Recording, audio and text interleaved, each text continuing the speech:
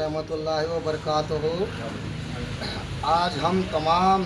जमात के सदर और तमाम यूनियन के सदर और जहराबाद के कांग्रेस पार्टी के ज़िम्मेदारान और भी दूसरे जमात से ताल्लुक़ रखने वाले ज़िम्मेदारान और भी बहुत सारे जो ज़िम्मेदारान आज मस्जिद आयशा में जमा होकर हम सीएम रेवंत रेड्डी साहब से ये मुतालबा करना चाहते हैं कि हमारे तेलंगाना में रेवंत रेड्डी साहब जो मुस्लिम को एक वज़ीर बनाना था, अभी तक हुकूमत आके ताख़ैर दिन हो चुके हैं, लेकिन अभी तक भी एक कोई भी मुस्लिम को कैबिनेट में नहीं लिया गया। हम खरगे साहब से और राहुल गांधी साहब से, सोनिया गांधी साहब से हम सब से गुजारिश करते हैं कि जिस तरीके से कर्नाटक में जो हुकूमत चल रही है मुसलमानों को बड़े से बड़ा ओहदा देकर, उसी तरीके से जैसा कर्नाटक में मॉडल कांग्रेस का चल रहा है, उसी तरीके से हमारे तेलंगाना में भी हमारे एक मुस्लिम वज़ीर को एक मिनिस्ट्री देकर कैबिनेट में दाखिल किया जाए, ताकि तमाम तेलंगाना की अवाम इससे खुश है। ये कांग्रेस पार्टी हिंदू, मुस्लिम, सिख, ईसाई तमाम की पार्टी है। जिस तरीके से दूसरे मज़हब के लिए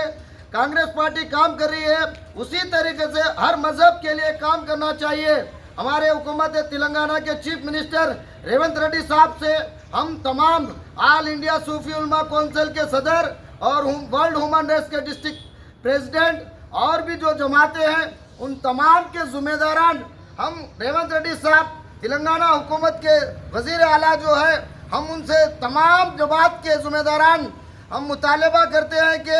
रेवंत रेड्डी साहब जल्द से जल्द अपने कैबिनेट में एक मुस्लिम वज़ीर को जल्द से जल्द मिनिस्ट्री दे। हम तमाम तेलंगाना के मुसलमानों से नाराज़गी दूर हो सकती है। तमाम तेलंगाना के मुसलमान हर किसी का यही ख्वाहिश है कि कैबिनेट में एक मुस्लिम वज़ीर को जल्द से जल्द शामिल किया जाए।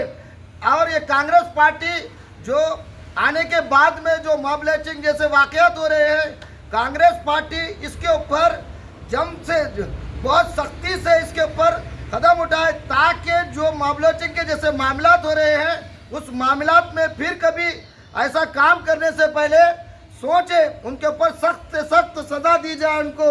और हम खरगे साहब से, राहुल गांधी साहब से, सोनिया गांधी से हम सब से गुजारिश करते हैं कि हमारे तेलंगाना में मुस्लिम पॉपुलेशन ज़्यादा है, इसीलिए हमारे मुस्लिम को भी ज़्यादा से ज़्यादा बड़े से बड़े ओहदों पर, हमारे मुसलमान को भी बड़े से बड़े ओहदे दिए जाए। और बिलखुसूस हमारे जहराबाद में मुस्लिम पॉपुलेशन ज़्यादा है, इसीलिए हम रेवंत रेड्डी साहब से गुजारिश करते हैं कि जहराबाद का भी